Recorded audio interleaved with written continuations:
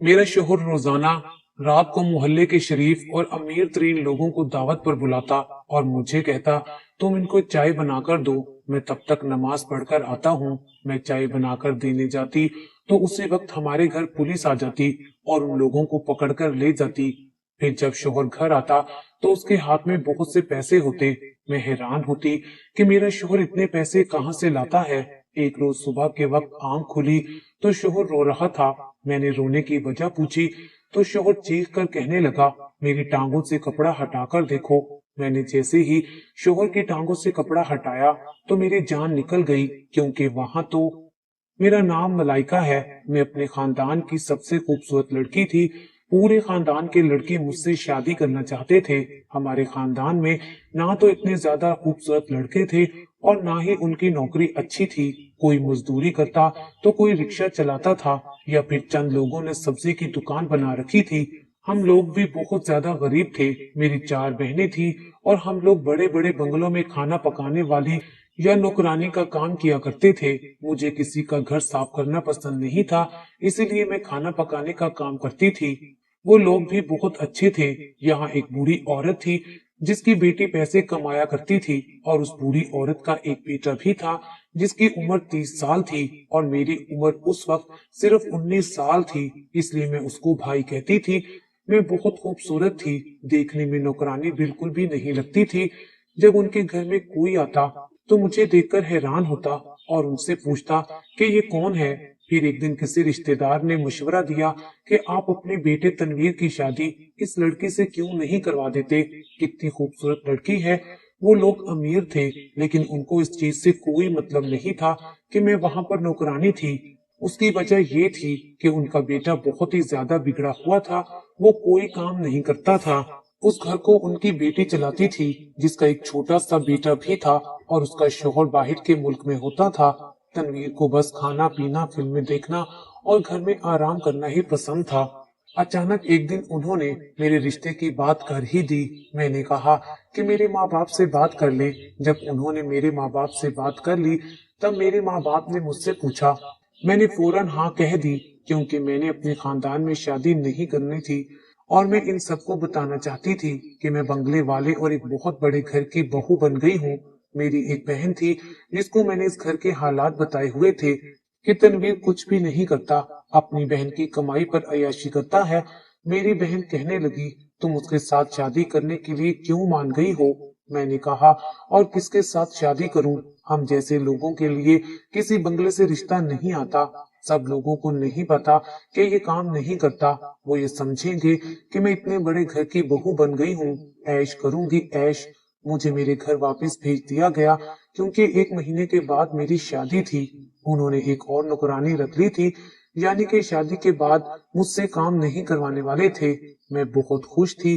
फिर मेरी शादी हो गई। शादी का पहला महीना ठीक था, लेकिन अगले महीने ही मेरी सास इस दुनिया से चली गई, क्योंकि वो गुस्सा खाने में गिर गई थी और उनकी हड्डी टूट गई थी। जब उनका ऑपरेशन कर रहे थे तो वो इस दुनिया से चली गई, क्योंकि उनकी शुगर बहुत ज्यादा थी। मेरी नंद अपनी माँ की वजह से ही यहाँ रह रही थी। उसने मेरे शोहर को कह दिया कि अब मुझे भी यहाँ से चले जाना चाहिए। मेरा शोहर मुझे बाहर के मुल्क बुला रहा है और मैं अपने बेटे को लेकर जा रही हूँ। मैं तो अपनी माँ के लिए बैठी थी। तुम्हारी भी खैर से शादी हो गई है। अब तुम अपनी बीवी की जिम्मेदारी खुद उठा लो। इस घर में जो सामान है तुम रख सकते हो, बाकी मैं यहाँ से जा रही हूँ। ये सुनकर हम लोग हैरान रह गए, क्योंकि जो इस घर को चलाती थी वो यहाँ से जा रही थी और हम सामान को बेच तो नहीं सकते थे। बाद में ये भी पता चला कि ये घर उन लोगों का अपना नहीं था, लेकिन मेरी नंद अच्छी औरत थी। वो गाड़ी भी मेरे शोहर को ही दे गई थी कि गाड़ी भी आप ले लो और घर का सारा सामान भी रख लो, लेकिन अब घर को आपने चलाना है। मेरी नंद अपने बेटे को लेकर हमेशा के लिए बाहर के मुल्क चली गई, और वो भी ऐसे मुल्क में जहाँ से वो दोबारा वापस नहीं आ सकती थी। वो लंदन चली गई थी। जाते हुए उसने मुझे काफी सारे पैसे दिए थे और कहा था कि मुश्किल वक्त में इस्तेमाल करना, बाकी अल्लाह ताला तुम्हारे नसीब अच्छे करे। वो पैसे भी मेरे शोहर ने मुझसे ले लिए। वो अभी भी कुछ नहीं कमा रहा था। 7-8 महीने इसी तरह गुजर गए। उसके बाद जब घर में कुछ भी नहीं था तो उसने गाड़ी भी बेच दी। 15 लाख की गाड़ी थी, वो भी बिक गई और कुछ ही अरसे में ये पैसे भी खत्म हो गए। घर में 2 फ्रिज थे, एक बड़ा था जिसको उसने बेच दिया। वो घर की चीजें बेचकर गुजारा कर रहा था। अब तो घर में सिर्फ बेड, सोफा, एक छोटा सा फ्रिज और किचन का सामान ही रह गया था और कुछ भी नहीं था। मेरे शोहर को काम करने की आदत बिल्कुल भी नहीं थी। अब वो मोहल्ले के शरीफ और अमीर लोगों से कर्जा लेने लगा था और वो कर्जे के पैसे भी खत्म हो गए थे, क्योंकि पैसा तो किसी के हाथ में भी नहीं बचता है। तनवीर अब भी वो ही सब कुछ करता था जो पहले किया करता था। बड़े दुकानों से बाल कटवाता, महंगे ब्रांड की सिगरेट पीता और उस घर का किराया भी बहुत ज्यादा था। मैंने कहा कि हम किसी छोटे से घर में चले जाते हैं जहाँ ज्यादा किराया ना हो। उसका कहना था कि मैं छोटे घर में नहीं रहूंगा।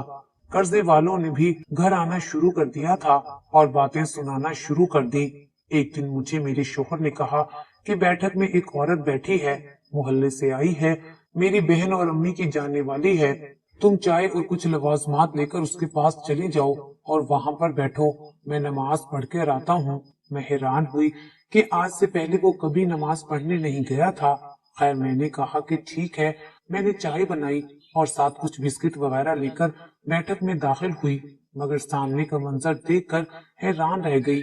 वहां कोई औरत नहीं बैठी थी, बल्कि वहां वो ही मर्द बैठा था जो कर्ज मांगने के लिए आता था। उसने कहा कि भाभी, कैसी हैं आप? मैंने कहा कि ये मैं आपके लिए लाई हूँ।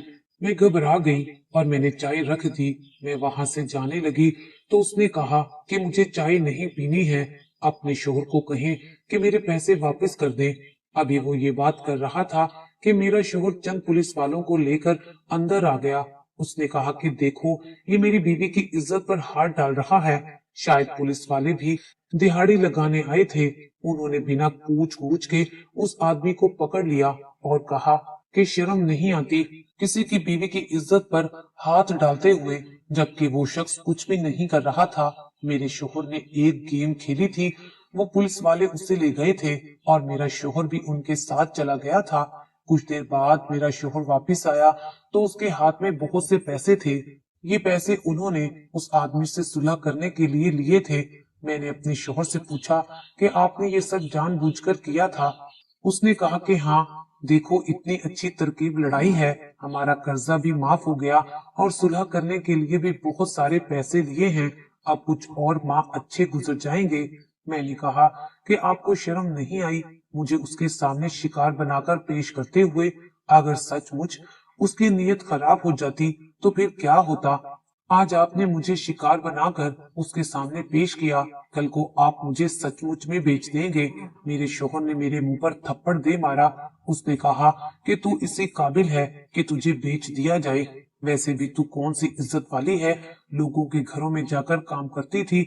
इतनी खूबसूरत और जवान लड़की को देखकर पता नहीं लोगों ने तेरे साथ क्या क्या किया होगा। और तेरी माँ और बाप भी तेरी हराम की कमाई खाते थे। मैंने तेरे साथ निकाह करके तुझे इज्जत दी है। मैं ये सब सुनकर हैरान रह गई। ऐसा कुछ भी नहीं था, हम मजबूरी की वजह से काम करते थे, लेकिन इसका मतलब ये नहीं कि हम बद किरदार थे। मैं सारी रात रोती रही। शोहर ने मुझे चुप भी ना करवाया। अब उसने लोगों को धोखा देना शुरू कर दिया। लोगों को कहता कि ये देखो, मेरा बंगला है, मैं बाहर के मुल्क जाता हूँ, वहां जाकर कारोबार करता हूँ, आप मुझे पैसे दो, मैं वहां जाकर कारोबार में पैसे लगाऊंगा और फिर आपको बैंक से भी ज्यादा प्रॉफिट दूंगा। कुछ नए लोगों ने उस पर भरोसा किया और वो उनके पैसे भी खाने लगा। उसके बाद लोगों को कहा कि मुझे कारोबार में लाखों का नुकसान हो गया है। लोगों ने उसे गैर कानूनी तौर पर पैसे दिए थे, इसलिए वो कोई रिपोर्ट भी नहीं कर सकते थे। वो बददुआएं दे देकर चले जाते थे और मुझे डर लगता था कि कहीं उनकी बददुआएं हमें लग ना जाएं। फिर हमारे पास किराए देने के पैसे नहीं थे और यहाँ लोग भी बार बार घर में आते थे। मेरे शोहर ने कहा कि हमें अब ये घर छोड़ना होगा। हमने ये घर छोड़ दिया। हम एक छोटे से घर में किराए पर चले गए। उस बीच में एक दफा मैं माँ बनने वाली थी, लेकिन मेरा हमल जाया हो गया। शायद टेंशन की वजह से ही हुआ होगा, लेकिन मैं बहुत उदास थी, जबकि मेरे शोहर को कोई फिक्र नहीं थी। उसके बाद हम उस छोटे से घर में आ गए जहाँ पर सिर्फ एक ही कमरा था। हमें अपने घर का मजीद सामान बेचना पड़ा क्योंकि यहाँ पर रखने की जगह नहीं थी। मेरा शोहर अब भी लोगों को धोखा देता था, लोगों से बददुआएं लेता था। एक दिन तो एक शख्स की बीवी घर पर आ गई। मेरा शोहर घर पर नहीं था। उसने कहा कि तुम्हारे शोहर ने हमसे 10 लाख रुपए कारोबार के लिए लिए थे। मैंने अपना सोना बेचकर उसे वो पैसे दिए थे। उसने कहा था कि 6 माह बाद वो हमें डबल करके लौटाएगा, मगर अब कहता है कि बिजनेस में नुकसान हो गया है और आपकी रकम डूब गई है। मैं तुम्हें बद्दुआ देती हूँ कि तुम दोनों कभी खुश नहीं रहोगे। तुम्हारा शोहर दुनिया और आखिरत दोनों में जलील होगा। मेरी भी जुबान निकल आई थी। मैं भी अपने शोहर से झगड़ा करती थी। उसे कहती थी कि वो घर में हराम की कमाई ना लेकर आए, नहीं तो ये हराम की कमाई हमारे लिए दुनिया को दोजख बना देगी। लेकिन वो अपने हालात की वजह से मुझसे झगड़ा करता, मुझ पर हाथ उठाता। एक दफा तो उसने मुझे 2 दफा तलाक दे दी। तीसरी दफा उसकी जुबान से ये लफ्ज निकलने लगा कि वो खामोश हो गया और मेरे कदमों तले से जमीन निकल गई। मैंने उस आदमी का कितना साथ दिया और बदले में उसने मुझे क्या दिया था। अगर वो एक दफा और बोल देता तो मेरी तो सारी जिंदगी बर्बाद हो जानी थी। मेरी खूबसूरती खत्म हो गई थी। मैं बूढ़ी लगने लगी थी। शायद टेंशन इंसान को इस मुकाम पर ले आती है। शायद मुझे भी सजा मिल रही थी, क्योंकि मैंने बहुत से लोगों का दिल तोड़ा था, खानदान के कई रिश्ते ठुकरा दिए थे और फिर इस बात पर गुरूर किया था कि मैं एक बंगले वाले की बीवी हूँ। और आज मेरे साथ क्या हो गया था, सब कुछ तो बर्बाद हो चुका था। मेरे शोहर ने इतनी सारी आहें ले ली थी कि डर लगता था कि रात को सोएंगे तो सुबह आंख नहीं खुलेगी। ख्वाब में भी वो सारे लोग आते थे जो बार बार हमारे दरवाजे पर कर्जा लेने आते थे। मेरा शोहर कहता था कि मेरे पास 1 रुपया भी नहीं है। मेरी तो अपनी जमा पूंजी खत्म हो गई थी, घर भी बिक गया है। वो अपने बुरे हालात का भी फायदा उठाता था। कुछ लोग मान भी जाते थे कि ये बेचारा तो बड़ा अमीर था, खुद किस मकाम पर आ गया है। लगता है सचमुच इसका कारोबार डूब गया है और हमारे पैसे भी खत्म हो गए हैं। उसका अपना भी सब कुछ खत्म हो गया है। मेरे शोहर को कोई परवाह नहीं थी। उसको पहले दिन से ही हराम खाने की आदत थी। वो अपनी बहन से भी पैसे मंगवाता रहता था, उसे बताता रहता था कि हालात बहुत खराब हैं। लेकिन अब उसने पैसे भेजने भी बंद कर दिए थे, क्योंकि वो कब तक अपने शोहर के पैसे हमें देती रहती। पहले उसका शोहर उसे पैसे भेजता था, लेकिन अब तो मेरी नंद अपने शोहर के पास चली गई थी, इसलिए अब उसका पैसा भेजना मुश्किल हो गया था। मगर मेरा शोहर अपनी बहन से झगड़ा करता था। मैंने उससे कहा कि अपनी बहन की जिंदगी खराब ना करो, सारी जिंदगी उसने तुम्हें पाला है। मेरी इस बात पर भी उसको मेरे साथ इख्तलाफ था। मेरे माँ बाप मेरी मदद करने की कोशिश करते थे, लेकिन मैंने उन्हें खुद मना कर दिया था। मैंने कहा कि उस शख्स को पहले ही पक्की पकाई खीर खाने की आदत है। पहले अपनी बहन के सहारे उसने अपनी आधी जिंदगी गुजार दी और अब लोगों को धोखा देता है।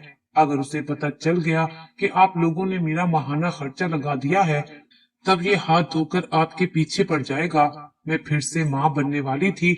मुझे पता था कि बच्चे का बहुत ज्यादा खर्चा होगा, लेकिन फिर भी दिल में खुशी थी कि चलो कोई तो अपना रिश्ता होगा जिसके लिए जीने का दिल करेगा। लेकिन अचानक से मेरा हमल जाया हो गया। मैंने डॉक्टर से पूछा कि ये सब मेरे साथ क्या हो रहा है। डॉक्टर का कहना था कि आपने कोई लापरवाही की होगी, वैसे तो सब कुछ ठीक था, आपने खुद ही कुछ किया होगा। मैंने कहा कि मैंने कुछ भी नहीं किया, मैं तो बहुत एहतियात कर रही थी। पूरा दिन घर में होती हूँ, वहां पर तो करने के लिए कोई काम भी नहीं है। डॉक्टर को भी समझ नहीं आ रही थी कि मेरे साथ ऐसा क्यों हो रहा है। दोनों दफा मुझे डॉक्टर ने यही कहा था कि सब कुछ ठीक है, लेकिन अचानक से मेरा हमल जाया हो जाना मेरे शोहर को कोई परवाह नहीं थी। मैंने कहा कि हमारा बच्चा जाया हो गया है। उसने कहा कि बच्चा नहीं था, बच्चा तब होता जब वो दुनिया में आ जाता। इससे पहले तो तुम्हारे अंदर बस एक चीज होती है, जिसने इस दुनिया में आना है तो ठीक है, अगर जाया हो जाए तो कोई फर्क नहीं पड़ता है। मैं इस बात पर हैरान थी कि वो किस किस्म का आदमी है। मैं तो रोती रही, क्योंकि मेरे लिए तो ऐसा ही था कि मेरी दूसरी औलाद इस दुनिया से चली गई थी, नहीं तो आज मैं 2 बच्चों की माँ होती। मेरी तबीयत बहुत ज्यादा खराब रहती थी, मैं बहुत ज्यादा कमजोर हो गई थी। मुझे थोड़े बहुत कपड़े सीने आते थे। मैं सोचने लगी थी कि अब मुझे सिलाई मशीन उठानी पड़ेगी, क्योंकि अब तो घर में खाने को भी कुछ नहीं होता था। जब एक दिन सुबह सुबह मेरे शोहर ने मुझे अजीब तरीके से आवाज दी। मेरी आंख खुल गई। मैं सारी रात रोती रही थी, इसलिए देर से सोई थी। लेकिन वो इस तरह से चिल्ला रहा था कि जैसे उसकी जान निकल रही हो। जबकि मैंने देखा तो वो अपने बिस्तर पर लेटा हुआ था। उसने कहा कि मुझसे उठा नहीं जा रहा, मुझे मेरी टांग महसूस नहीं हो रही। मैं हैरान रह गई। मैंने कहा कि क्या मतलब, हो सकता है कि आपकी टांग सुन्न हो गई हो। उसने कहा कि 2 घंटे हो गए हैं, मुझसे उठा नहीं जा रहा। उसको बिल्कुल भी अपनी टांगों और कमर का नीचा हिस्सा महसूस नहीं हो रहा था। वो बुरी तरह से घबरा रहा था। कहता था कि कपड़ा हटाकर देखो, मेरी टांगे किसी ने काट तो नहीं दी। उसने चिल्लाना शुरू कर दिया। मैं बड़ी मुश्किल से कुछ मोहल्लेदारों की मदद से उन्हें अस्पताल ले गई। अस्पताल वालों ने चेकअप किया और एक बहुत बुरी खबर सुनाई। उनका कहना था कि आपके शोहर का आधा जिस्म बेकार हो गया है। उनका अपने जिस्म के ऊपर से कंट्रोल खत्म हो गया है। उसकी वजह क्या है, कुछ पता नहीं चल रहा। इस तरह का केस हमने पहले भी देखा है, लेकिन ऐसा बहुत ही कम लोगों के साथ होता है। इसमें अचानक से ही इंसान का अपने जिस्म पर कंट्रोल खत्म हो जाता है। आपके शोहर के साथ भी यही हुआ है और ये कब ठीक होंगे कुछ पता नहीं है। इस बीमारी का इलाज भी नहीं है, लेकिन इनकी जिंदगी बिस्तर पर ही गुजरेगी। आपको इनका बहुत ख्याल रखना होगा, क्योंकि ऐसी हालत में ये चल फिर नहीं सकेंगे और मजीद कमजोर होते जाएंगे। मेरे शोहर को जब ये सब कुछ पता चला तो उसे यकीन नहीं आ रहा था। वो रोता जा रहा था। मुझे बहुत अफसोस हो रहा था। मैं उसको घर ले आई, बिस्तर पर लिटा दिया। मेरे माँ बाप आ गए। 1 हफ्ते तक मेरे साथ ही रहे। कुछ पैसे भी दिए, तसल्ली भी दी। मेरे शोहर ने मेरे माँ बाप को कहा कि ये यहाँ से चले जाएं, अब मेरा तमाशा देखने आए हैं। मेरे शोहर का रवैया मेरे माँ बाप के साथ भी बहुत बुरा था। उसको अब भी किसी बात की परवाह नहीं थी। उसकी जुबान में जहर भरा हुआ था। अगर कोई उसकी अयादत करने आता तो वो कहता कि ये इंसान मेरा तमाशा देखने के लिए आया है। इस तरह लोगों ने हमारी मदद करने के लिए आना भी छोड़ दिया। माँ बाप का सहारा था, लेकिन उनसे भी कब तक पैसे मांग सकती थी। मैंने सिलाई मशीन उठा ली और मोहल्ले वालों के कपड़े सीने शुरू कर दिए। मेरा शोहर मुझे दिन रात ताने देता कि तू भी मुझे छोड़कर किसी मर्द के साथ भाग जाएगी, क्योंकि मैं बिस्तर पर पड़ा हूँ। तुझे वैसे भी आराम से कोई भी मिल जाएगा। एक माह बाद उसकी दोनों टांगों के बाद उसके एक बाजू ने भी काम करना छोड़ दिया था। तब उसे एहसास हुआ कि अब वो मरने वाला है, उसका कोई इलाज नहीं है। तब अचानक से उसका रवैया बदल गया। शायद उसे अपनी गलती का एहसास हो गया। वो दिन रात रोता रहता, मुझसे माफी मांगता रहता। मैं बहुत परेशान थी। तब एक रोज उसने मुझसे बात की। उसने कहा कि काश कि मैं वो काम ना करता तो आज हमारे भी बच्चे होते और वो मोहल्ले की दुकान से जाकर कोई चीज ले आते। मैंने कहा कि क्या मतलब है। उसने कहा कि जब तुमने मुझे पहली दफा बताया कि तुम माँ बनने वाली हो, तो मैंने जानबूझकर तुम्हें ऐसी दवाई खिला दी जिसकी वजह से तुम्हारा हमल जाया हो गया, क्योंकि मैं नहीं चाहता था कि घर में कोई बच्चा आए और मुझे उस पर खर्चा करना पड़े। मेरे कदमों तले से जमीन निकल गई कि इस शख्स ने खुद अपने बच्चे की जान ली थी, उन बच्चों को जो दुनिया में आए भी नहीं थे। शायद मेरे शोहर ने वो बात नहीं सुनी थी कि जब कोई पैदा होता है तो अपने साथ रिस्क लेकर आता है। मैं खामोशी से उठकर बाहर आ गई। वो रोने लगा, फरियाद करने लगा कि मुझे माफ कर दो, मैं तो पहले ही सजा भुगत रहा हूँ। लोगों की बद्दुआ मुझे लग गई है। मुझे मरने के बाद भी सुकून नहीं मिलेगा। मुझे वहां भी हिसाब देना होगा। उसके बाद कुछ दिनों तक मुझ में इतनी हिम्मत नहीं हुई कि मैं अपने शोहर से बात करूं, क्योंकि मेरा दिमाग और दिल मुझे इजाजत ही नहीं दे रहे थे। बेशक ये शख्स अपने गुनाहों की सजा भुगत रहा था, लेकिन जो उसने मेरे साथ किया अच्छा नहीं किया था, क्योंकि अब ये कभी भी बाप नहीं बन सकता था। मेरी तो सारी जिंदगी उसने बर्बाद कर दी थी। मेरे शोहर की हालत दिन ब दिन बिगड़ती जा रही थी। लोग उसको देखने के लिए आते थे, तौबा तौबा करते थे, और फिर अगली सुबह हुई तो मेरा शोहर इस दुनिया में नहीं था। वो तड़प तड़प कर मर चुका था। मेरे माँ बाप आ गए। मेरे शोहर को दफना दिया गया था। मैं अपने माँ बाप के घर आ गई थी। खानदान के जिन लड़कों को मैंने ठुकराया था वो अपनी अपनी बीवियों के साथ मेरे पास अफसोस करने आ रहे थे। उनके बच्चे भी जवान हो चुके थे और वो अपनी जिंदगी में बहुत आगे बढ़ चुके थे, जबकि मैंने अपनी जिंदगी खुद ही अपने हाथों से बर्बाद कर दी थी। काश मैं उस वक्त उन रिश्तों से इनकार ना करती, मगर अब मेरे पास सिवाय रुसवाई और पछतावे के कुछ नहीं था।